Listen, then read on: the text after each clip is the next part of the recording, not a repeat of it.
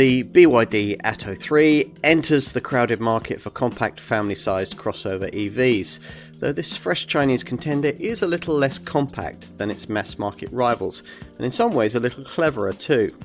It's the alternative you probably won't have considered, but possibly should. The performance on offer here won't be beyond your dreams unless those dreams happen to be somewhat modest, nor, more significantly, will the 261-mile range figure you'll get from the 60.5 kilowatt-hour battery, despite the battery's uniquely dense blade-style construction. It powers a single 201 bhp electric motor mounted on the front axle rather than on the rear, as would be the case with the rival Volkswagen, Skoda or Cupra model in this class. The Atto3 doesn't pointlessly hurl itself at the horizon from the get-go, but performance is pleasantly eager. There are 3 drive modes, Eco, Normal and Sport, with not a huge amount of difference between them, but you will of course need Sport if you're going to achieve the quoted 7.3 second 0 to 62 miles an hour time. That's about a second faster than comparable Kia Niro EV or Skoda Enyaq iV60 models. Not that this should suggest handling dynamics tailored for those who like their driving or anything. On the contrary, as you might expect, the multi-link rear suspension with its soft springs has been set up here to prioritise comfort, as most likely owners will doubtless want. It's better even than most Citroens we've tried, and that is very impressive. If you do feel the need to push on, if you're running late around a twisting secondary route, you can expect very able levels of cornering traction and the usual EV typical 99 miles an hour top speed. Provided you can overlook the weird, otherworldly pedestrian acoustic noise this car emits at low speeds, you should, like us, find refinement to be excellent, and that's not always the case with EVs in this class.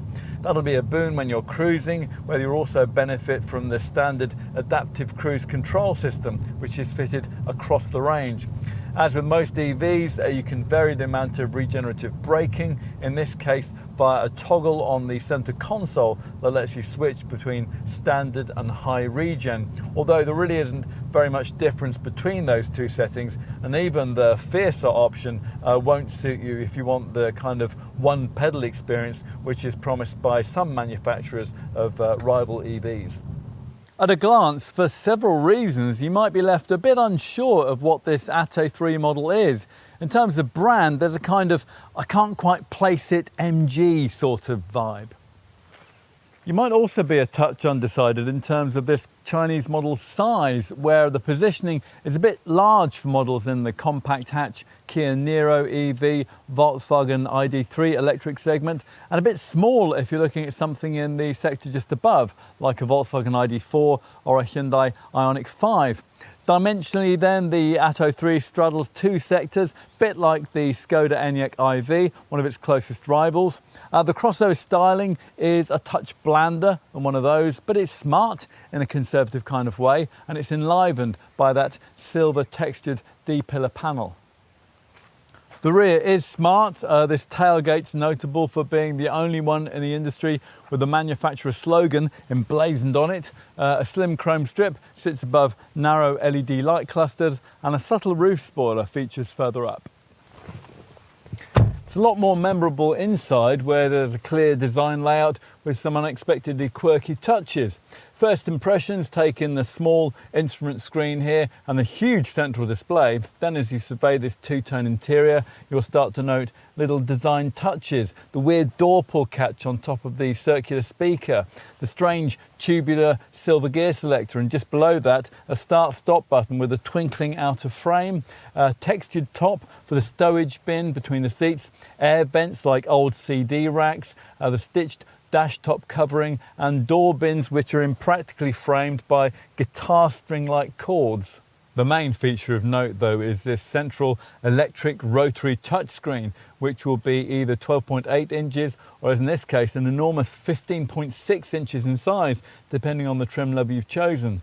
Strangely, it can rotate to display in either landscape or portrait formats via a push of a provided steering wheel button. BYD thinks it's safer to use the landscape screen for media functions and the portrait screen for the sat-nav. The much smaller digital instrument screen has a much more restricted 5-inch space to show its information, but it's pretty clearly laid out. Let's take a look in the back. Rear legroom here is good, even by the impressive EV class standard, and there's a flat floor, although this bench here doesn't slide or recline. The headroom is a little restricted by this standard panoramic glass roof, but you could fit 3 folk across the back seat here if you had to, more easily than you could with most rivals. You do pay for that rear seat legroom a bit with boot space. You only get this powered tailgate with this top design level of trim. And when it eventually rises, a 440 litre space is revealed. That's 35 litres less than the slightly smaller Kia Niro EV. If you push forward the 60/40 split backrest, there's 1,338 litres of space available here. You'd think that BYD, building, designing and owning this car's entire set of EV drivetrain components, and that includes the battery and the semiconductors, would allow the company to make the Atto3 the first car in this segment to offer a truly modern 800 volt electrical architecture that's capable of allowing charging with the new breed of ultra rapid DC public chargers. This is something that we've already seen with the only slightly larger Hyundai Ioniq 5, but no, it's the same conventional 400 volt setup that everyone else uses.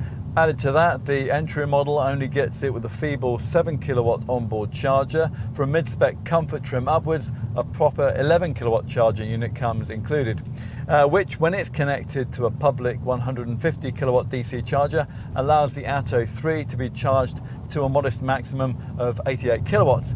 At that speed, a 30 to 80% boost takes 29 minutes. An AC charge from a home 7 kilowatt wall box takes 9 hours and 42 minutes from empty to full. If you've avoided base trim and you can use an 11 kilowatt 3-phase charger, that figure falls to 6.5 hours. You can schedule charging via a smart charging section of the central screen.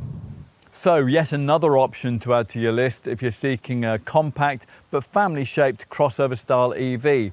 We're surprised that BYD hasn't priced the Atto3 a touch lower to give customers more reason to switch from an established brand. But there's no doubt that you do get an awful lot for what you're paying here. And that includes a greater slice of interior tech than you might expect at this price point. Interestingly, BYD, which wasn't even making cars until 20 years ago, describes itself as a technology company rather than a car brand, which shows itself here with this model's uniquely dense blade battery and its standard heat pump. So there's more to this Atto3 than meets the eye. BYD certainly has big plans for it and for the UK. The company already owns 95% of our electric bus market. It probably produces a battery in your smartphone or your laptop. And in future, it wants to sell you your car too. Maybe not this one, but it's well worth a look.